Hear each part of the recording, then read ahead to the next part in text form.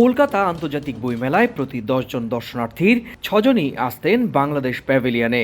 অতীতের রেকর্ড তাই বলছে। বিক্রির দিক থেকেও বাংলাদেশি বই সর্বোচ্চ পর্যায়ে। এই রেকর্ড থাকার পরও গেলবারের মতো এবারও বাংলাদেশকে বাদ দিয়ে আয়োজন করা হয়েছে আন্তর্জাতিক কলকাতা বইমেলার। এ কারণে এবারও যে মেলা জমবে না এই আশঙ্কা অনেকের মনেই। বইয়ের যে আদান প্রদান, তাদের বই এবং আমাদের বই যে তারা সংগ্রহ করে, আমরাও যে সংগ্রহ করি, এটা একটা কিন্তু খুব দুঃখের বিষয়। বাংলাদেশের বইগুলো আমরা পাবো না, এটা খুব দুঃখ ব্যাপার। খুব খারাপ লাগছে কি বাংলাদেশের বইগুলো থেকে আমরা বঞ্চিত হয়ে যাব। ভারতের চিরবৈরী চীন এই মেলা থাকলেও বাংলাদেশ কেন নেই, এই প্রশ্নের উত্তর এড়িয়ে যান আয়োজকরা। এই বিষয়ে আমরা কোনো অগ্রগতি করতে পারছি না, আমরা কোনো এই ব্যাপারটা কিছুই আমরা এগিয়ে যেতেও পারছি না।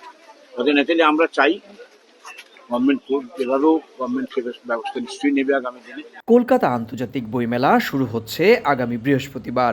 মেলার আনুষ্ঠানিক উদ্বোধন করবেন পশ্চিমবঙ্গের মুখ্যমন্ত্রী মমতা বন্দ্যোপাধ্যায়। বইমেলায় থিম কান্ট্রি আর্জেন্টিনার বেশ কয়েকজন প্রথিতযশা সাহিত্যিকের পাশাপাশি অনুষ্ঠানে পশ্চিমবঙ্গের সাহিত্যিকরাও উপস্থিত থাকবেন। এবারের বইমেলায় মোট ২১টি দেশ অংশ নিচ্ছে। এর মধ্যে চীন এবং ইউক্রেন এবার নতুন করে অংশ নিচ্ছে। তবে ট্রাম্প প্রশাসনের বাজেট বরাদ্দ কমানোর কারণে অংশ নিচ্ছে না যুক্তরাষ্ট্র।